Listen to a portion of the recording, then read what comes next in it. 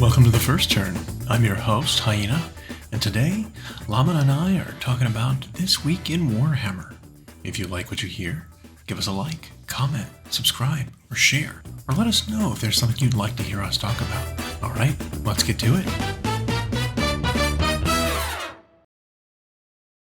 The new mode of army construction, which is called regiments. No.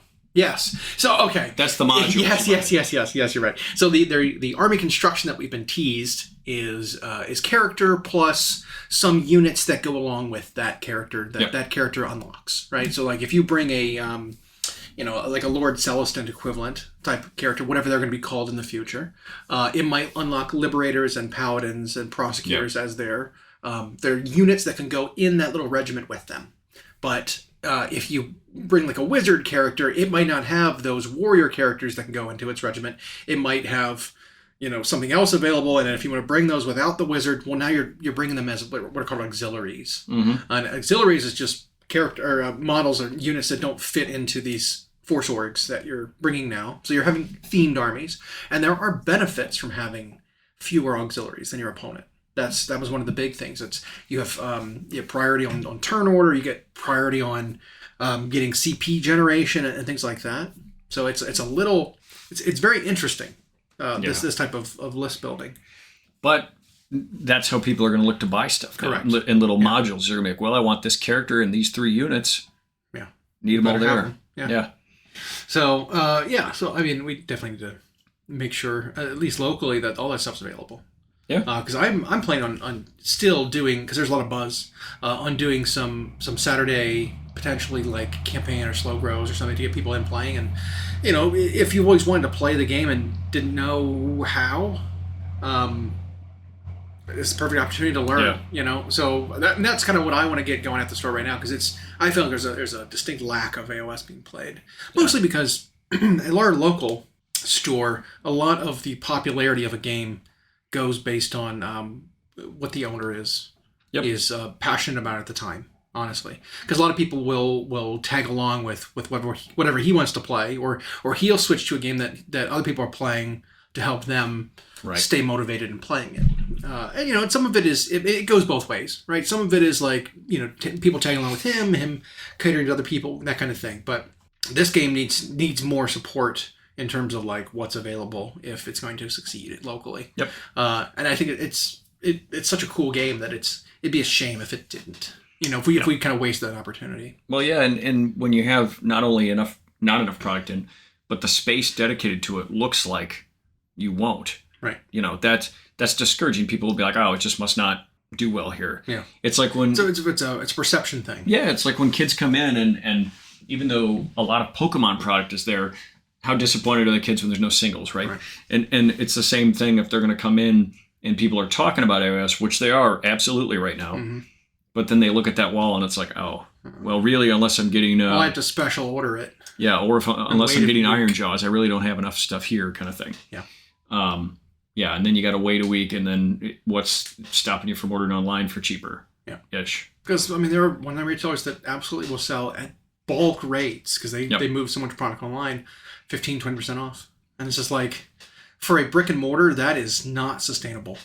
Right. Because like margin wise, like there's almost, if you're selling it at that big of a discount, there's almost no reason to carry it, honestly, because like you're not making enough on each individual thing. It's like selling snacks, right? Like you sell a soda, you don't make any money on that. No. It's there just to keep people in the store. Yeah, more or less. And I think there are consumers that don't get that don't get that a store can't just slash the price because you think that'll move more. Yeah, $160 box is like, why can't you sell it to me for $130? Right. You're still making $130. And it's like, that's not how that works. Right. Sorry. And then every time I rebuy it, I have to take that ding. Yeah. And then the next guy's going to want it for that. But now, if you do sell online, that's how some of those brick and mortars can do it. Mm-hmm. That's how like Frontline does it. It's like, well, once it's online, they now move bulk amounts because people from all over the country have access to your stuff. Right. Your clientele pool is much larger. Yep. Because now there are places, there'll be a whole community somewhere in What's Upville that they all play AOS, and they're always looking for something online, and then they find another store that's got stuff in stock, they'll just start buying it.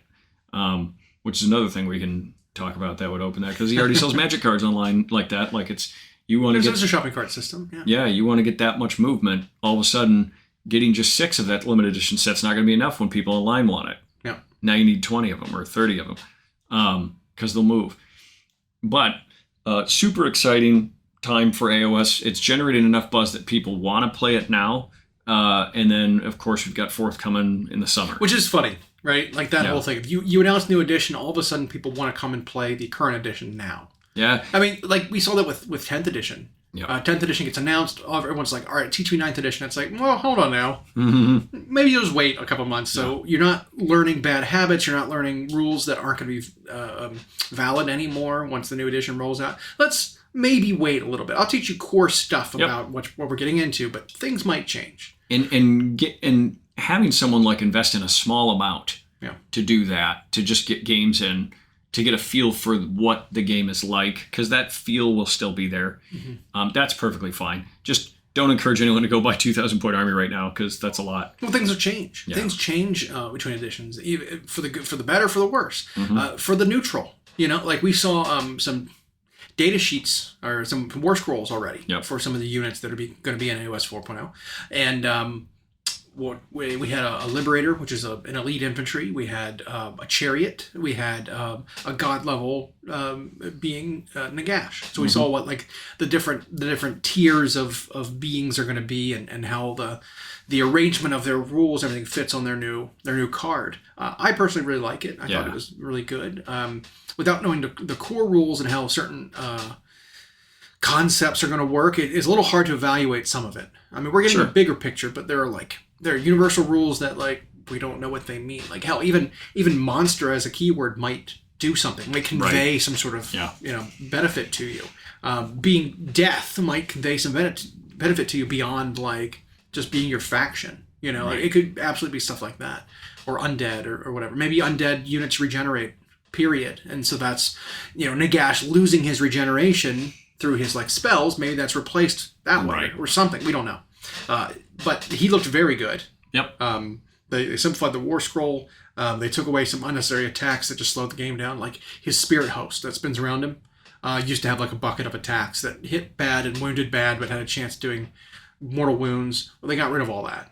Right. Now he's just like really, really good spellcaster. He's got a monstrous rampage at the end of the turn where he can just like kill something for free, basically, 50-50 it.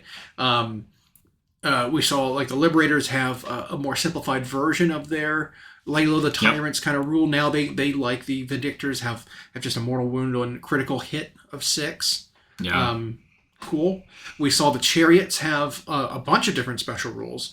One of them in the weapon stats showed that when they charge, they get +1 damage on one of their weapons. Mm-hmm. Instead of being like a blurb of text down below that describes that, now it's literally like 4 words at the weapon, and now you know what it means, right? Like that saves up so much space on the war scroll. I think this is starting out to look like one of their tightest, from a rules perspective, editions of a major game, because they're reducing so much down to keywords and then using the same verbiage everywhere. And it's always something we've wanted from them. You do see it in games like Magic the Gathering where they very tightly get things down to specific words and zones. And well, they've also clarified like when things are activated. Yep. And a lot of them are activated at the end of the phase, which is when your opponent's finished making all of their actions, you can now make this reaction. Yeah. So it's no more like interrupting. There's no more like, questions about order of operations of like, well, this model moved. Can I stop it now? Or do I have to wait for the whole unit to finish moving? Do I have to wait for all the attacks to be done and then interrupt? And so that before the next unit it's like, no, most of this is now, it's like after all of your opponent's actions, you don't have the opportunity. You have your reaction step of the phase that you can interrupt and do something. Well, and the reason that's good, instead of if it's just at any time during this, and that's not to say they won't have that somewhere. Right.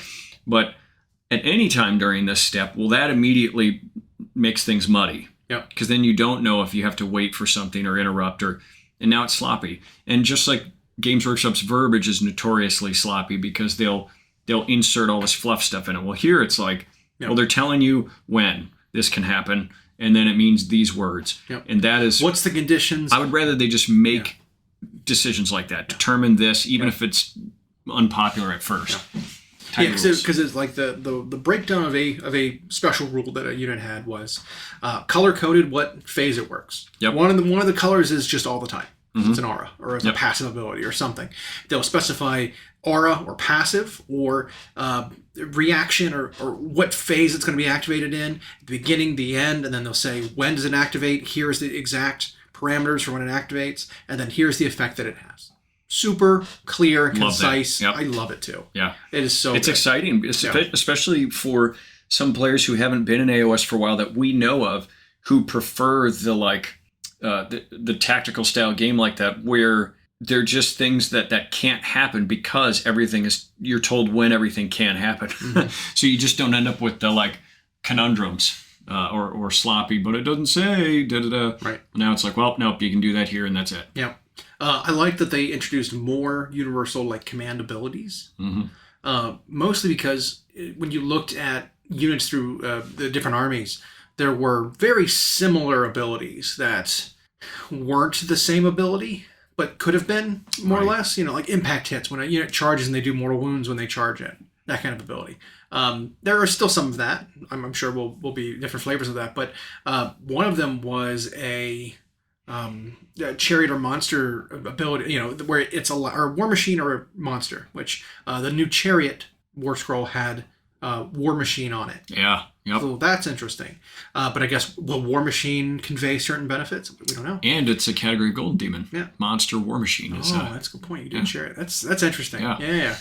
So that's interesting to me because then it's like, well, they took out all of the restrictions for list building that said you can only have X number of war machines, X number of behemoths, X number of artillery. They got rid of all those things, and usually those were the units that had those keywords. Right. And with that being gone, it's like, well, what does that actually mean now, if anything? Right. I don't know.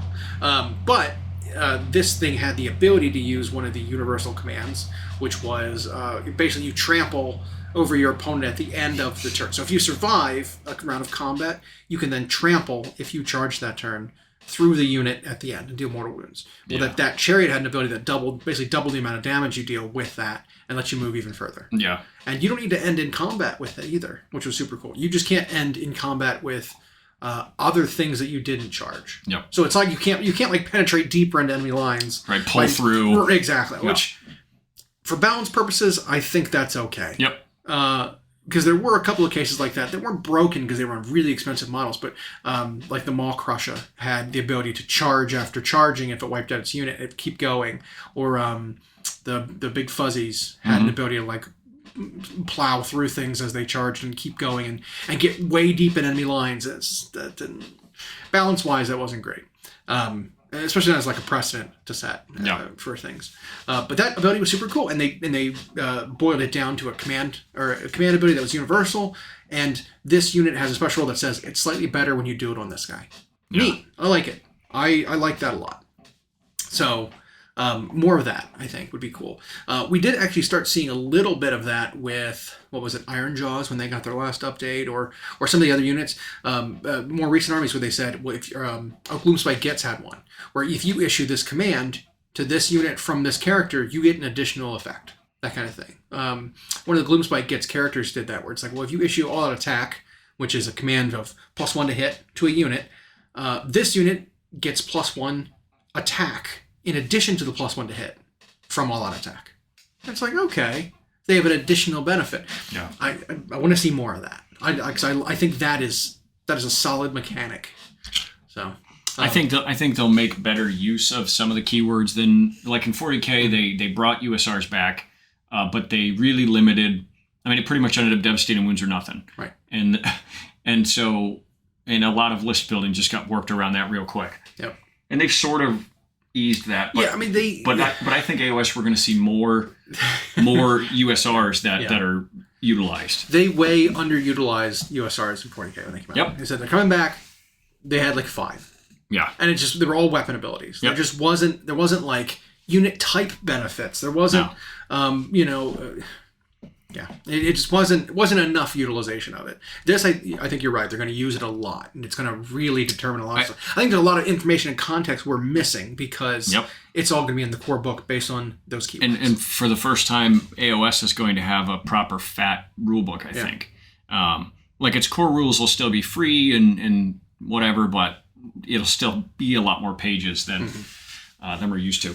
And then it sounds like rather than sub-factions, which was a more flavorful part of AOS, it's going to be similar to 40k 10th, where their equivalent of detachments are going to kind of determine what house or chamber or whatever you are in an army. Or it'll feel like how that one's supposed to feel, I'm guessing. So that way it's more of a paint it how you want it, play whichever one you want. Which I'm a big fan of. Like I've stopped painting things official color schemes just because I don't want to be kind of messed up with a rule with a ruling like that, where it says, well, your models are clearly this chapter, you have to play them as this chapter. Right. Even though right now they're bad or something. That feels really bad that you can't just use whatever rules you want to, because it's a game. It's a game. Yes. This unit looks like it's painted like this army, but I'm playing them as this other one this game. Yep. Well, you can't do that. It'll confuse people. I'm telling you right now, that's what's going to be happening I gave you. right here. Yeah. They just look like this one because these are the models I have. Right. These are physical representations of it, and I'm telling you this information to avoid confusing anything. And I think that especially the case where some armies like Space Marines have so much representation that it's bound to happen, that some chapter is better and everyone who owns Marines just wants to play that one, at least at a competitive setting. So you get that out of the way, and now every player type is kind of on the same footing, where it's like, oh, well, I truly get to paint this however I want and just pick which style I'm going to play it. That is nice. That doesn't dumb it down. That doesn't take away a flavor from the player. Some people tried to argue that, I remember. It's quite the opposite. Now you as the hobbyist get to go nuts and do whatever you want with them, and then still go in and play the style you like. Or you know what, if that doesn't work, you can switch styles without having to buy brand new models and paint them again. Yeah. Yep. So yeah, it's like, I want a Vanguard this time, I want a defensive force this time, I want a whatever this time, but I still get to use my models. I don't have to change it. We did see too that I think they maybe made a little oopsie on their article that came out earlier this week, where they pulled the sheet down and brought a new one up because the one they put up initially had a month on it. Oh yeah. So I think that all but confirms that the data sheet or the war scroll that we saw for that chariot confirms that Stormcast are getting their updates as of July of this year. Yeah. So like I think they're going to start date stamping or month stamping which version of the data sheet and war scrolls probably going forward. They're gonna stamp everything with like when they were released, so there's no confusion about which version of a thing needs to be shown or what you need to play with. Which makes me think, by the way, this first version of the war scrolls that we've seen could very well just be index versions. They also might not be locked in with those numbers. Right. Like I know a lot of people are pointing out the fact that they flipped their design mentality on that chariot. So like the best build for that chariot before, because the bow that they had on it was just bad. It was like one shot, one damage. Like it was useless. Whereas the spear that you could take on it was like 3 attacks at 2. Like it was absurdly better. I mean, maybe it wasn't those exact numbers, but it was something like that, where it's like, this is so much better. Why would you ever take the bow? The spear is just hands down better. Well, now they flipped it, and the bow is just hands down superior, and the spear does very little. So the spear now is just 2 attacks in melee with 1 damage. It's got -2 rend, which is fine, but the bow is 18-inch range. Yeah. In what they said was a reduced range addition. It's supposed to this one still had a massive range of 18 inches, especially on a fast moving. Yeah, fast moving kind of tough thing. Yeah. With +1 rend when you target infantry, and 6s to hit or multiple hits. So it's like, okay, this is clearly a better option. And then they gave a special rule to the axe, the hand axe that the one rider has, that if you charge, you're +1 damage. Well, that flavor-wise is a very spear ability. Yeah. If you're charging with a lance or a spear or something, right, that should get bonus damage, bonus rend on the charge, not a hand axe. Like all the cavalry in the game with And so that very well could be something where it's like, well, we meant to put the +1 damage on the spear, not the axe. in the final version of it, maybe that'll be the trade-off, is the bow has this rule, but if you charge with the spear, you get this rule. Something like that. So I don't think we're locked into these stats we've seen. These are just examples of what can be. And if 10th edition 40K is any precedent, we went 3 months between indexes and the first codexes. Mm-hmm. And so, again, these could just be index card, and some of those changed. When we went from index to their codex, stuff changed. And so these could just be the first run index stuff that we're not locked into, because there'll be FAQs immediately. Yep. And then people will get to play with the indexes for a while, and then we'll start seeing battle tomes, which I have to imagine Stormcast and Skaven are probably going to be first two up.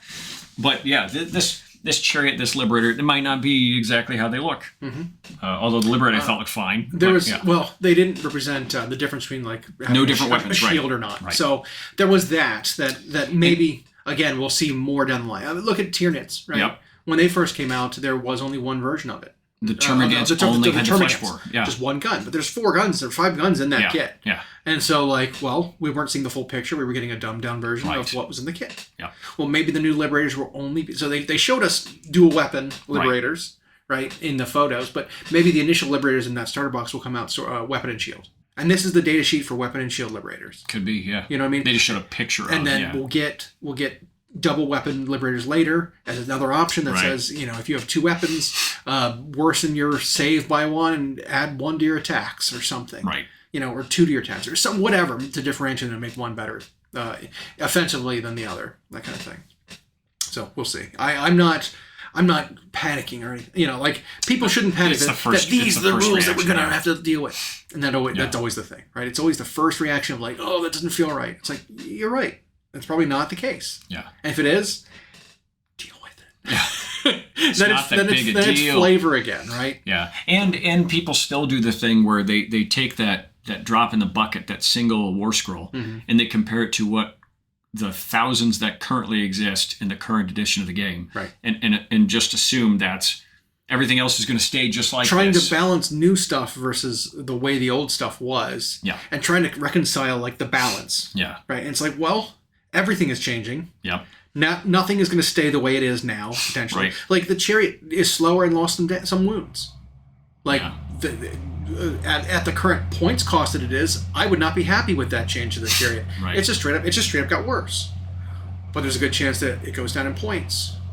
Or everything goes up in points. Or everything goes up in points. Or everything comes down in health. Or whatever. Yeah. Again, you're balancing it compared to the unknown.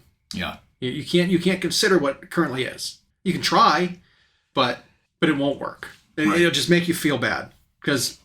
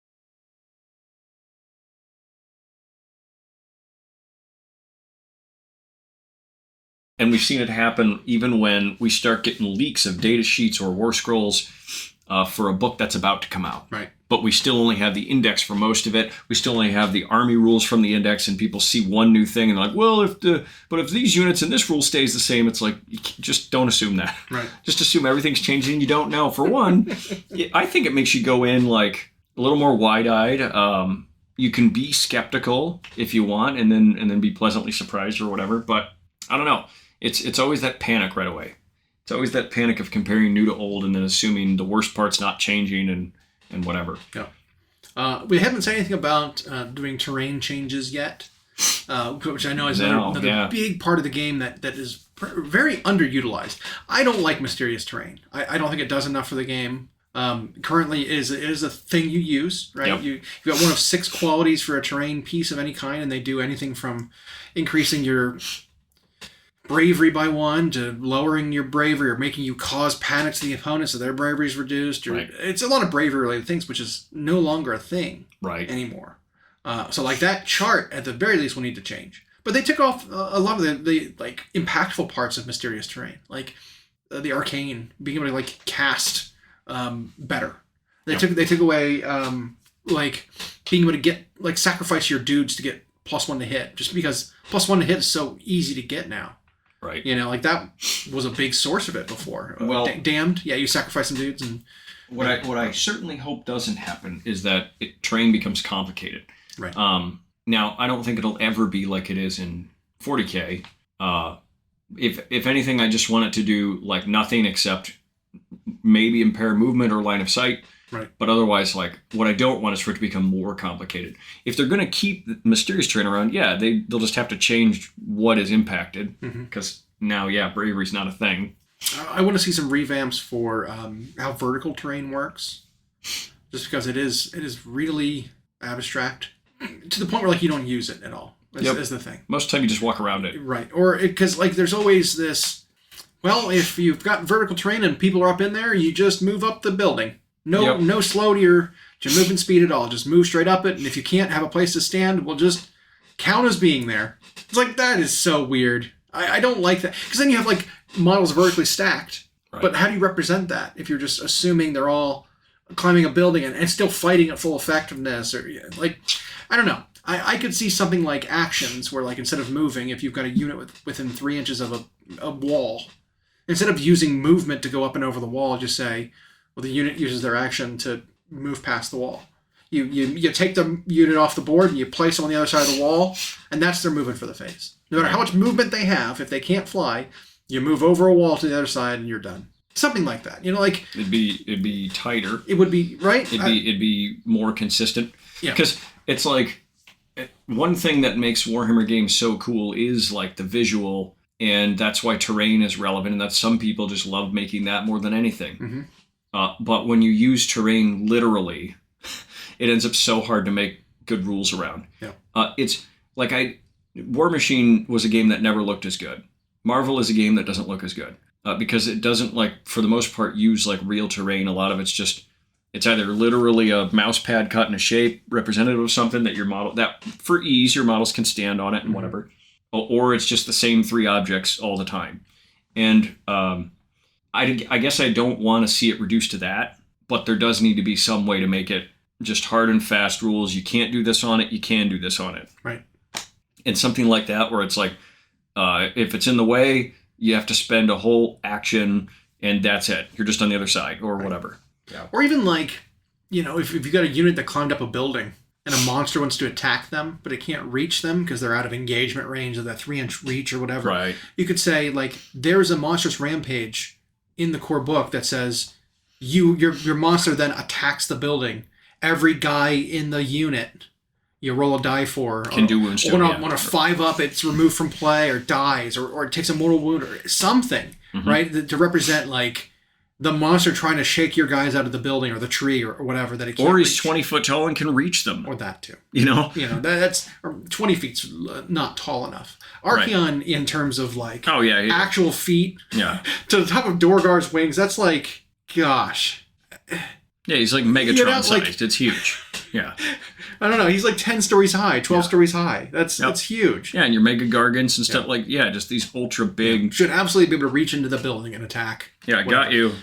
Or, changing rules to make it so that you can't actually be placed up on top of buildings. Right? Yep. If ruin type things, if there's like an upper level of it, right, you were garrisoning that building. Yep. Right? Because there are rules for garrisoning already. I think 40K could really use take a page from that of using garrisoning. Garrisoning has been in the game for so many editions, and it has never been used. There are armies that have special rules that give you a bonus to units who are garrisoning a building, and it's just wasted. Like Imperial Fists were never taken because their rules involved attacking fortifications and attacking units that were garrisoned, and no one did it. Right. Even though it was a core rule. It was in the rulebook. You could absolutely do it. No one did it. Nope. Maybe utilize that. Maybe no more standing on the top level of ruins anymore. Right? Yeah. Ruin is now a piece of terrain that you garrison. Put them anywhere you want in there. Yeah. For visual whatever. Visual, representation, but like they count as the footprint of that building. Because it's always resulted in like magic boxes or this creative way to keep things out of an objective because you stand in the corner and you're 1 inch and that way something can't actually get there, and like all of that stuff's kind of stupid. Yeah. And so you just be like, well, if you want to be, you either have to go around it, or if you want to be in it, you're garrisoned. Yeah. And that's a rule. You're in it, and you can be seen from every direction because there's windows and whatever is everywhere. They can just shoot at walls. Yeah. You have cover. You have a bonus to your save. Sure. Harder to hit. Whatever we want to apply to that garrison is fine. But if they're going to shoot walls and it's going to start crumbling and it's going to start deteriorating or bullets go through the walls because you're firing lasers and missiles and stuff at it, you should be able to take damage from even walls being hit near you. Yep. You know what I mean? So like you could even abstract it and represent it that way. Yeah, you could be like whatever to the ballistic skill of the fire at the garrison. Right. Units garrisoned get +1 of their save roll or whatever. Exactly. And you can represent that, but they can still get hit. To represent building collapsing, stuff falling on them, bullets getting through, and then you make rules for your monsters or tanks or whatever or knights to deal with stuff that's on it or in it. Because if it counts as like the footprint of the building, it can just be attacked, right? And we're measuring it from ground level. Your base determines what you can reach. 5 inches up is not enough sometimes. Right. It should be like measured to the base of the building. That's what you can attack. And then if it's like, I'd love to see something where vehicles have an action where they can actually just drive through ruins. Right. So you're not blocked in, right? Because that's a big complaint about when a battle plan has rules and like a setup for how the train's supposed to be. And there's just like gaps that aren't big enough for models to fit through. Yep. So if you bring a Bane Blade, it's like, well, sorry, your Bane Blade's too wide. You can't fit through any of these streets. You are stuck in the place where you deployed. So, you have to park and hope stuff walks in front of your gun. Right. I don't like it. Nope. So I would love to see even if it was a stratagem or an action or something that they can do where they could bulldoze their way through a building. And if there's guys garrisoning that building, they take some mortal wounds or some damage because the vehicle's crashing through. Pseudo tank shock for like building movement. And maybe you have a penalty. Maybe you can't shoot that turn. Maybe you can't move further, whatever. Like you just place yourself on the opposite side as you like crash through. Something like that. It's supposed to be a risk of it behaving like a tank trap or something. But yeah. Anyway, back to Age of Sigmar. But point remains, AOS could do that exact same kind of thing, where a monster can like crash into a building. Yep. There are monstrous rampages in the game already as a mechanic that like let you demolish faction terrain to rubble. Yep. And lose their rules because it like you walk up and you like knock down the tree that was given the benefit or something. Why not do that for garrison buildings? Well, yeah, the Fumaroid Crusher can do stuff to buildings, and the Giants can do stuff to buildings. That kind of stuff. So, I like to see that utilized more. Then there's an inherent risk for like garrisoning a building, right? There's a benefit. There's a clear benefit, because then you have all this great line of sight. You've got your guys basically all stacked on top of one another for like distance purposes. Right, so you're not having like a 20-man unit of archers and only half of them can shoot because you're right at the edge of your range. Yep. Right, a building would say like, well, if you can measure from any point of the building, all of your guys can fire. That's a huge benefit. Yep. But you can be seen from everybody and they can all shoot at you, or they can charge in and fight all of you. So that's my 2 cents. Yeah. That's why they haven't shown us anything about about that yet, about what they're doing with terrain. That's a big question mark still. Like I want to see where that goes because that's important to me. I think the cinematography and the cinematics of the game make the game feel fun. Yep. Right. It's not just like I can just close my eyes. We can just roll dice if you want. Right. To see like what happens in this game. If we just want to dice off, and just to see do what bases happens. on mats. I don't want to do that. There's a reason I paint models. It's because I like them to look nice. Mm-hmm. So when they're actually fighting in a battle, it's like it looks like a battle. Yep. Some games like are phenomenal that way. Even maybe even not even popular ones, but they look so good that it's like, man, I want to play that. Well, and Infinity is well, and while this year mind. Adepticon was different in that it felt maybe sterile is the word, or in that it was the vendor hall was made up more this time of like the big established hobby companies. Yeah. Years past, you had lots of really small market people trying to peddle their little miniatures games. Mm-hmm. And you would, as an attendee, you would be tempted to just buy random models that you never ended up playing the game for or whatever, just because on their display table for demos or in their little cases where they're advertising their product, someone painted them to the nines, and that just makes miniatures automatically more fun. Yep. Yeah. I wonder if it wasn't that they were running out of space because they're like cannibalizing some of their vendor hall space in order to have more tables to play on. And a lot of the vendors that were there, again, since they were the bigger established companies like your AK and whatnot, had really big spaces. Yeah. Spray Gunner and Big Chow Creators were all together in one huge booth. Yeah, that was nuts. Yeah. So I wonder if of course, we didn't go to Site B and see what that's like. That's true. I don't think we've ever been to Site B. Yeah. But I doubt there's any vendor there. Right. So it's like I'm worried that they are outgrowing this convention center a little bit. Well, especially this year. Yeah. Which is a shame because I love the spot. I don't want them to move. I just want it to be just I don't know, more efficient. We liked to pretend that we were brilliant logistically and talked about how they could rearrange it to actually get more room out of both play space and vendor by just switching something. Yeah. But the loading docks are conveniently right next to that area in the vendor hall, and I think that's why they load up there. Yeah. Even though some of them don't ship the stuff back to their own home until a week or two later. So, but there was like the vendor hall could be bigger, much bigger if it were in that Schaumburg hall, and then you could just move those play tables to the center, and now all the play-ins in one. Yeah.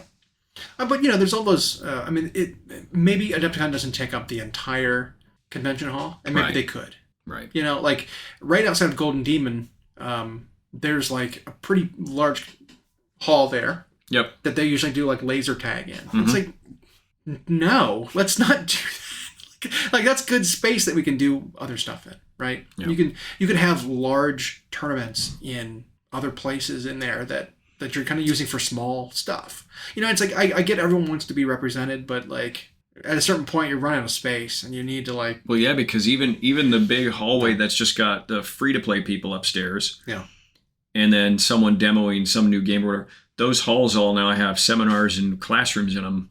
It's like a few years ago it was really awkward. Some of those halls had like business company meetings in them. Right. And so it was weird because you'd like go and be like, what's in this room? What are they playing in here? And it's just like 30 people in like a PowerPoint presentation. In suits. Yeah. Suits. And like, what? And we're like, nope.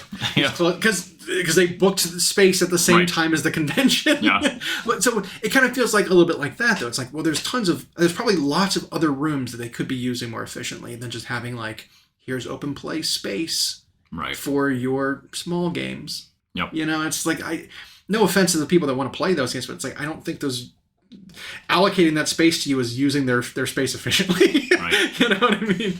Well, and maybe that should be more Site B. Like you want to go free play, right? Make whatever. I don't know what Site B looks like, but make that where it's like that'll be open 24/7. You can just free play stuff. Or there's plenty of space in the Schaumburg Hall where there's like small games available to be played. Yeah. Use the train when their event's not going on. Yep. Like we did that a little bit. We played a little bit of Malifaux. Yeah. On one of the Malifaux tables late at night that was a free play table, or we considered it to be. So like, I don't know.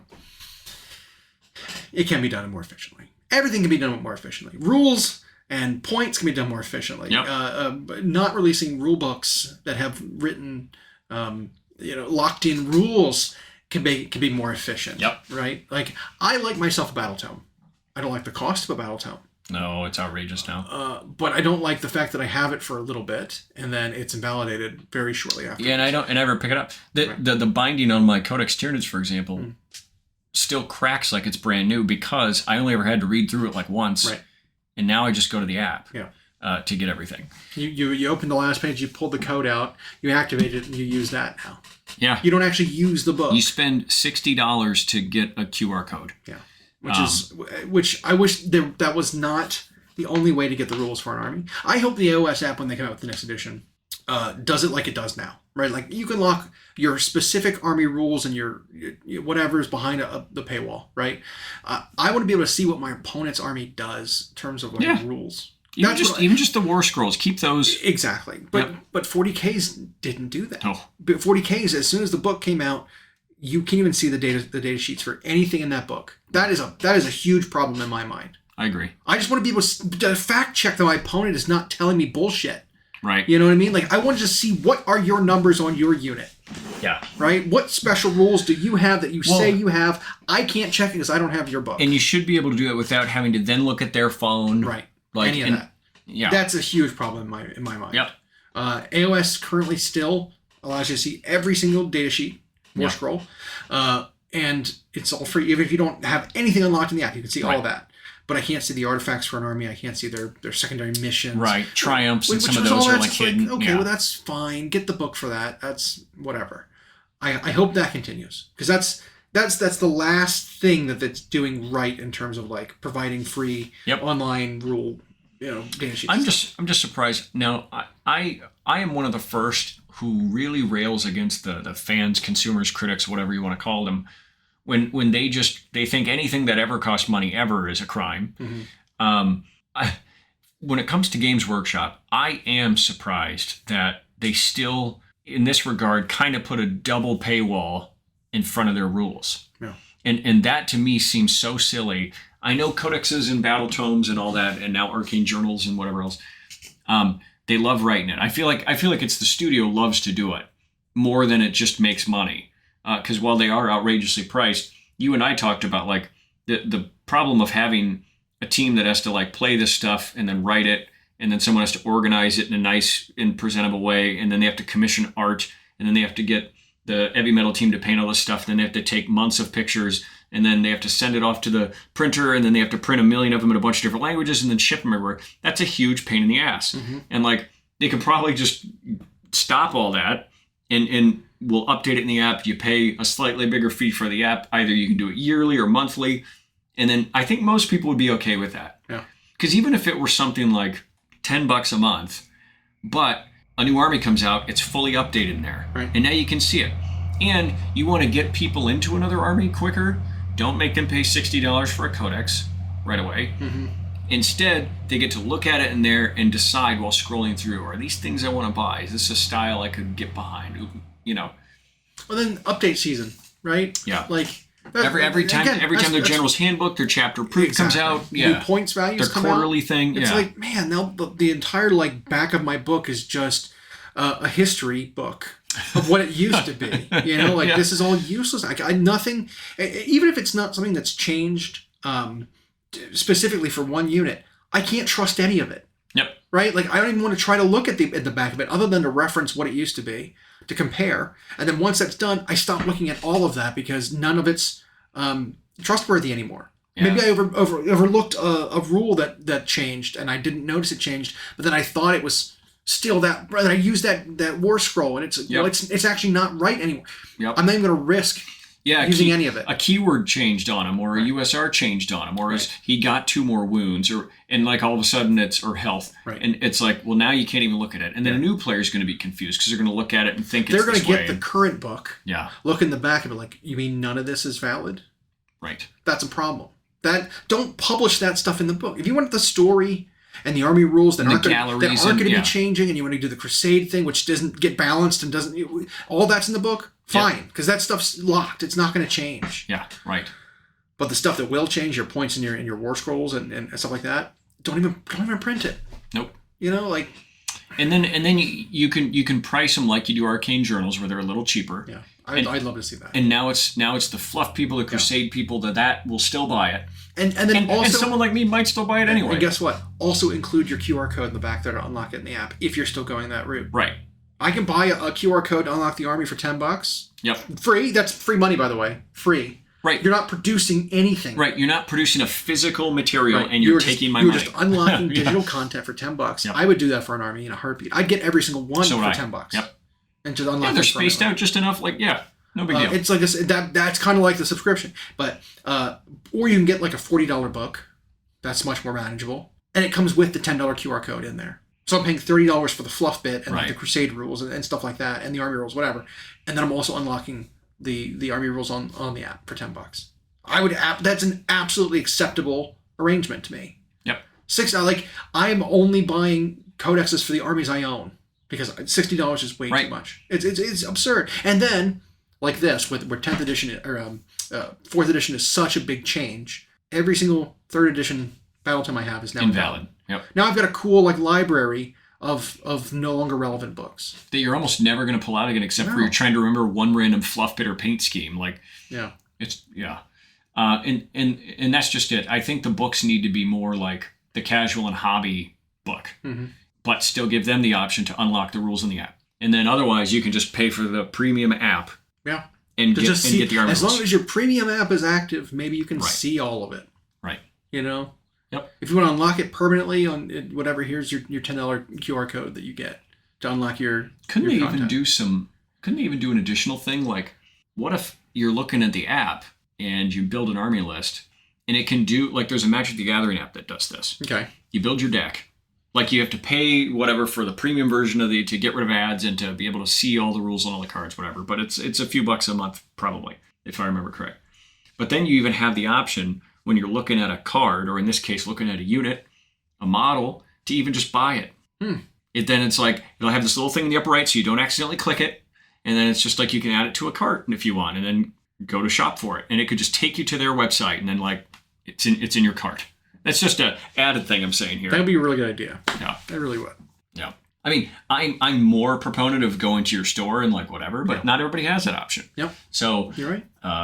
I don't know. They could then do that. You get impulse buys online. Like, oh, that looks really cool, and that studio version's painted sweet. I really like its rules. Yep. Yep. We also saw for AOS one new Skaven unit. I was hoping we'd see more between now and last week. They're gonna IV dripping it out. Slow roll this.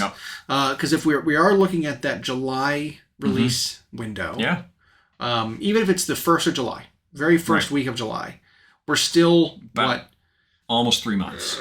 It's like 10 weeks out. Right. If I'm doing the math there right, because we're halfway through April here, almost. So it's 3 weeks left in April. Call it. So close to 3 months is what we're looking at. Very close to 3. It's like 12 weeks that we have left to go. Are we going to see one thing a week for the armies? I mean, we're going to see core rule stuff, right? That's going to come out in between. Yeah. But are we going to see, here's a unit. Every Monday we're getting a new thing. Well, every Thursday is going to be dedicated to the specialist games, particularly Heresy. Yep. They usually show off pre-orders for one day. Yep. On one of the days. Monday, you said, is always... It's always a model usually new stuff. Yeah. So I think maybe at first it'll be 1 week, but it'll start accelerating. Okay. That's what I think. They might even do a little contest thing like they did with 40K, who gets to see all the new stuff first. And then we did see... which I guarantee you everybody picks Skaven, by the way. The Chariot was part of a Wednesday or a Thursday reveal.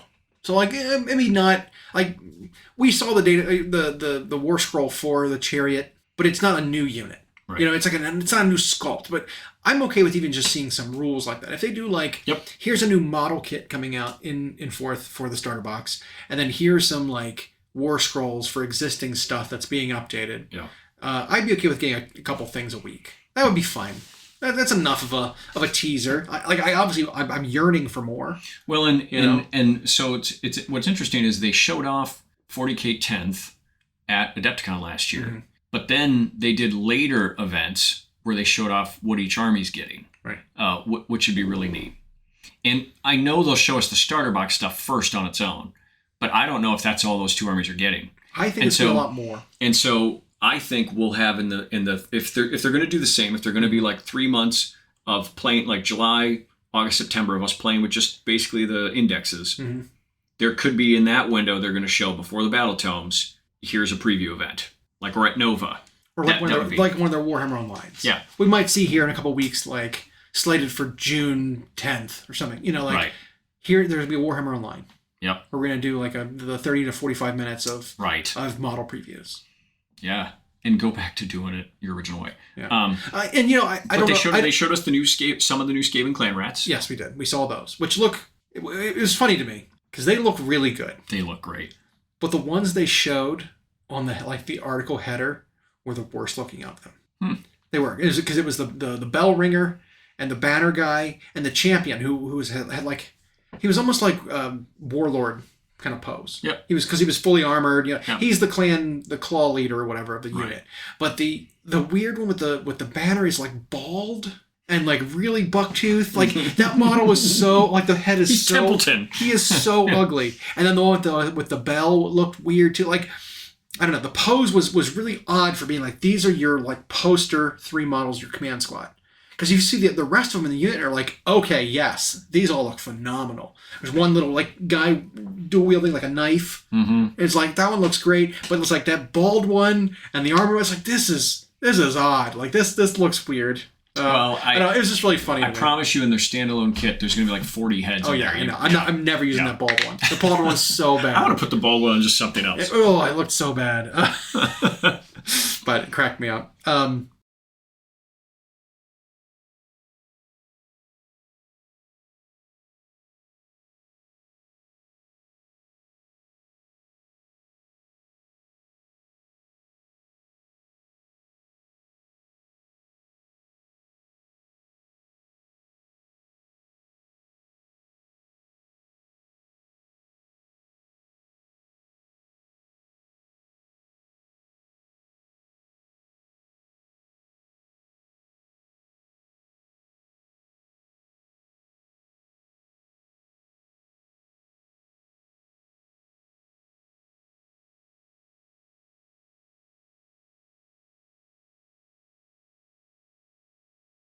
But speaking of the previews, I have a theory about why they did it. I don't know if I talked about this last week, about why they did it the way they did.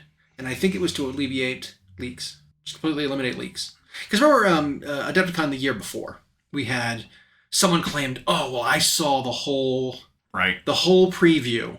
And I saw what Eldar were getting for 40K, and it was all bad. They're terrible. Yep. And it was like, this and that, and this is what's going to be showed off. They're showing off this unit for this game, and this over here, and that over here.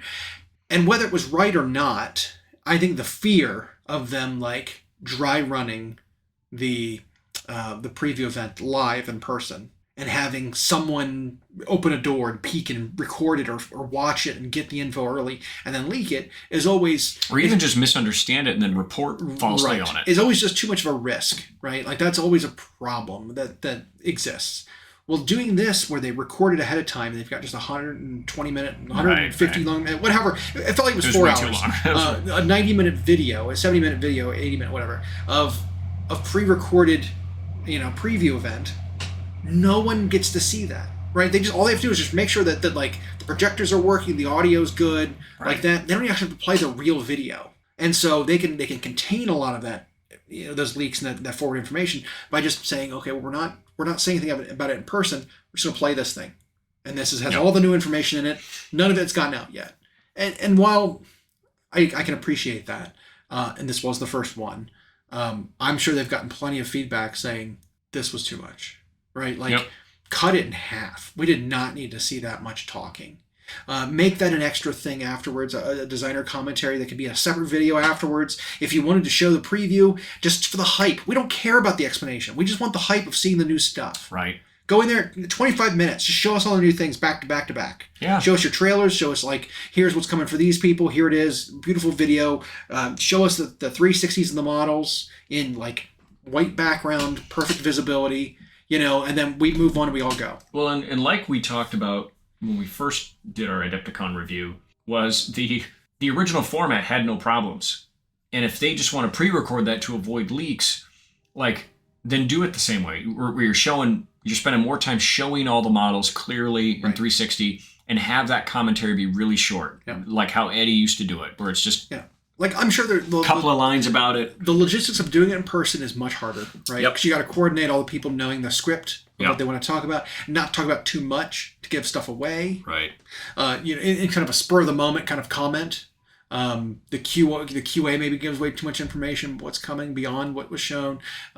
You have to have like people setting up the stream. You got to have people managing the PowerPoint in person and moving the slides along and hitting play. I mean, it's not much, but it is more than just hitting play one time. Yep. And so maybe that was all these things combined. They're just like, let's just try it this way this time. Yeah, and if you're going to have so much talking, which they shouldn't, but if you are, have an overlay of the minis you're talking about. So I can ignore the people talking. Because I just kept forgetting. It's like, well, I want to see what they're talking about. Right. I don't want to see them talking about it. And they pull it up and they pan across the cinematic view. And I'm like, I can't see. You're like dark models on a dark background. I can't see what's actually going on there.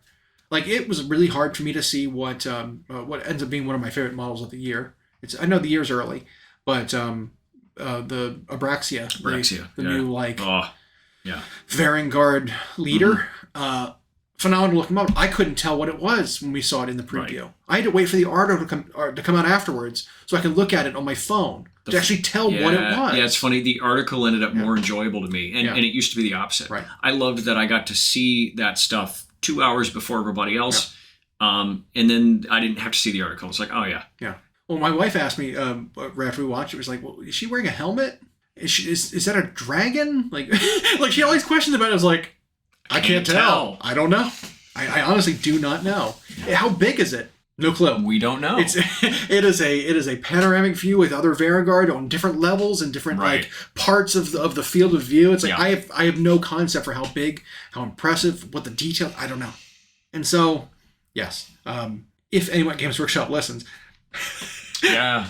I mean, this is don't do what I'm telling you. Like suggestions, but like this is feedback. These are things that these are weak points. We spent the same night at Adepticon saying it, and then we spent 2 weeks in a row talking about it. Because it was a big point. It was a big problem. It was a big, actually, kind of disappointment.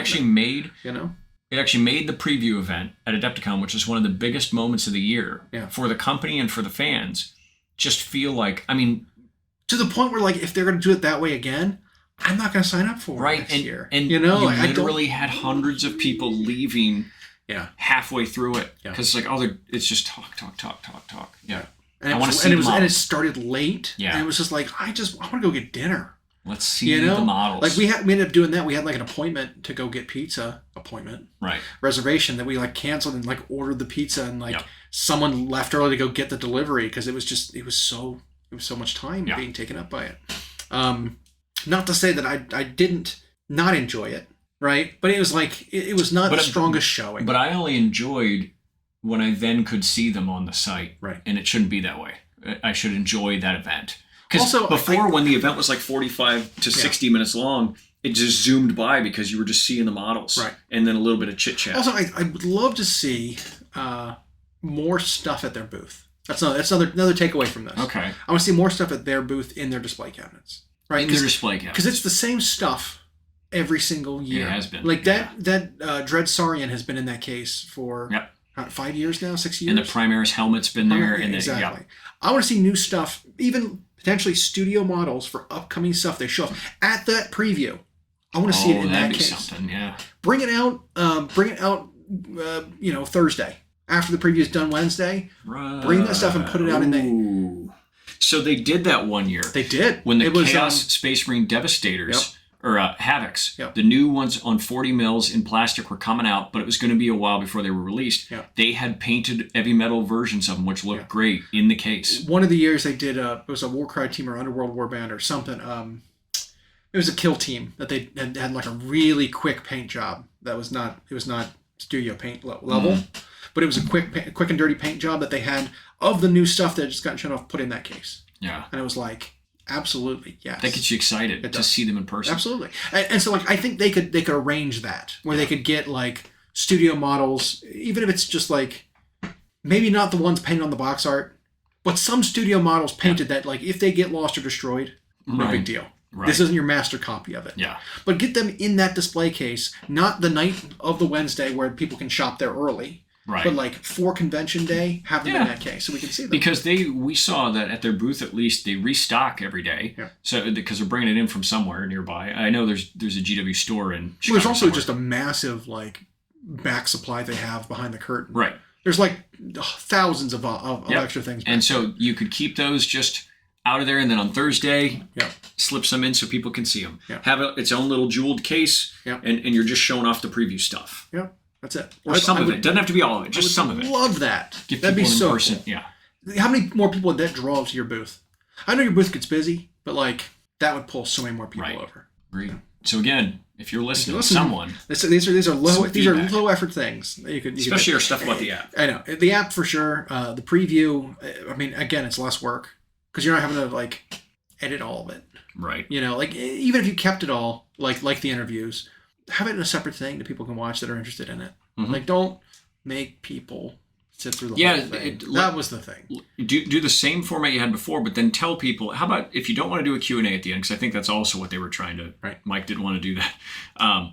Just say, like, if you want to see the designer's commentary on these models and what they were doing, go to this thing on the website, and there's videos that you can watch. Even in the article. Yep. That has like the reveals Embed afterwards. Do a video at the end that's like, this is designer's commentary on every single thing. Mm-hmm. You already recorded it, you know, like it'd be fine. So that's my thing. But yeah, ultimately though, AOS 4 super exciting. That's the bottom line here though. It's super excited about that.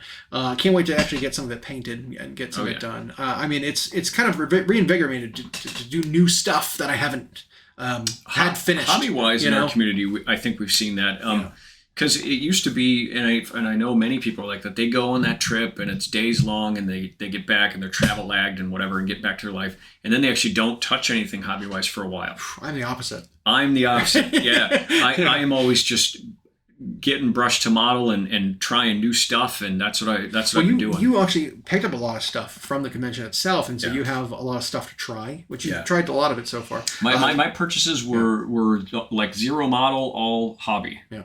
Because I have models is what I tried to discipline myself to remember. And I don't know if there was anything like new and have to have that was there for any of the places I usually buy from. So yeah, you're right. I mean, like I got the event exclusive one. Oh, yeah. But like beyond that, it's like, there wasn't like, a new startup board game with tons of miniatures that's like, well, I need to get this. Right. It's here. Because again, it was a lot less of the obscure stuff.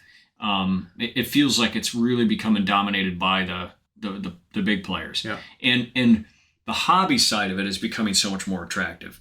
People knowing Golden Demons there and all these European visitors were there. AK's there, Big Child Creatives there. They're there with their... This is and these companies are sort of our U.S. counterparts to being that are being distributed here instead of having like, what is it? AK is a good analogy for like Green Stuff World. And, well, AK Interactive is out of Europe. Yeah. Just like Scale is out of Europe, but now they have U.S. distributors. Right. That's not the one I'm thinking of. There's another one. Like maybe Big Child's was like an analogous stuff one for one. It's only in Europe. Yep. And so there's companies here now that we can finally get the products we've been missing that have only been available in Europe, and you have to get massive shipping costs to get them over here and stuff. Like a lot of these companies are now like stocking paintbrushes that we had to always order. Yep. Right? Like was it AK that has Abtalung brushes? Yep. And my favorite kind. And Big Child has Da Vinci's, and like and now Scale has like the Chimera paints here all the time. Yep. So it's just this stuff that was really hard to get. So all the stuff that gave the Europeans an advantage over us in painting, we can now get. Except for the hours that they get. Except for the amount of time. But it was like, right away we all immediately got to new stuff, and it's been a practice phase, which I think is important. But I think it's been practiced with really good results. I think we're all really pleased with like what we were able to achieve in the last few weeks we've been painting since Adepticon. Motivation can do a lot. And to be fair, like I showed off on Instagram today that little dummy Marine, that assault intercessor that I've tried actually 3 completely different metallic styles on. And so while he will look weird forever, that's the reason I picked him up, was just to practice. And sometimes that's easy too, because I'm just painting little bits at a time. It's much easier to get excited for it because you're seeing the results and then you see a finish line and then you're moving on to something else. And I think right now that's what I want to do instead of jumping back into a 100-hour grind on something. Yeah. Well, you also are going to go the route of a little bit of army painting for the kind of the first time in a long time. Yep. Because you used to do some commission stuff and you'd paint army stuff for other people, but not really yourself. Nope. And so, like, I think the closest you got to it was like plague bearers one time. You did a bunch of plague bearers, like 20 of them, or you did 10 of them, and the other 10 that you needed were done by someone else. Yep. It was something like that. And it was basil. It was like, man, I greened them and washed them everywhere, and the ones I did look okay. But yeah, and that didn't feel good. But now I feel like I have potentially a better approach. Yeah. Well, you also got when your third or fourth attempt here of getting an airbrush, an actual desire to use it. Yep. Because it was always the one of those things where you're like, I should learn how to do this. And then it's like, oh, this is too much trouble. And then you just like sell it, or sit on it for a long time, or get rid of it. And now it's like you've got a nice one. You've got the desire, because we've seen airbrush techniques for like finishing. Call them display models, not maybe competition pieces, but display models for sure. Using an airbrush to finish, and how clean and how effective it is at creating certain effects that would otherwise take a long time. Well, and we've seen some of the secrets of these guys who've been good at it for so long. Made me more interested in the approach, because what I never liked about airbrush before, besides the setup and teardown stuff, but it's like I always saw people use it the same way, and they still thought about it the same way they think about layering. They would just like spray on a dark thing, spray on a lighter thing, and then the blend was very visibly airbrush, and it was obvious. And then a lot of times they would just then overspray onto other details and not care, and they didn't clean it up. They just would do the airbrush and be kind of done. Mm-hmm. But now when I watch these guys who instead will by hand maybe still paint up through the layers, leave them a little messy, and let the airbrush finish that. Mm-hmm. Let the airbrush do the glazing part for you. It's like, well, I can think of ways maybe where I can cheat and do that at the army level and make something look way better than it should. Well, we were also looking at it for like OSL. Yep. How effective is it that? You can run inks through it. Absolutely. Doing it like, I saw a really cool one that did blood spatter. Mm-hmm. Where they used they globbed on like a really runny red paint and used just air through an airbrush to spread the blood on the around. brush. And it would like spider out and like create little like spatters and whatever of paint on like terrain to create like. It's a good way to get intentional random. Yeah. Very, very unintentional kind of paint splotches, right? Like because there's only so much you can do with your mind, right? Because anytime you do it with your brain, it's with intention. Yeah. Right. Either replicating nature or you're replicating physics, something. But like when it is a blood spot, someone got shot up against a wall, and they you can't really like. I feel like your brain doesn't do a good job at like creating that random. It'll be too patterned. Yep. Whereas with this, it's like, well, I can't have no control really of where it's going to go. You're taking a risk, but then it's like, well, that's what it would be. Exactly. And so I thought it was super cool. It was a really, really effective way to do it. Because it put some of the blood like down over like corners and stuff where you couldn't really reach because it was so runny, and it made it look like a natural drip kind of around them, whatever. And it looked really, really good. So I kind of want to try that. Yeah. It's motivated me to do that too, because I also think like it's like taking breaks, whether you're used to armory painting, you sometimes have to take a break to paint something really nice for yourself. If you're always painting stuff to a really high standard, you sometimes need to take breaks and do something quick and easy.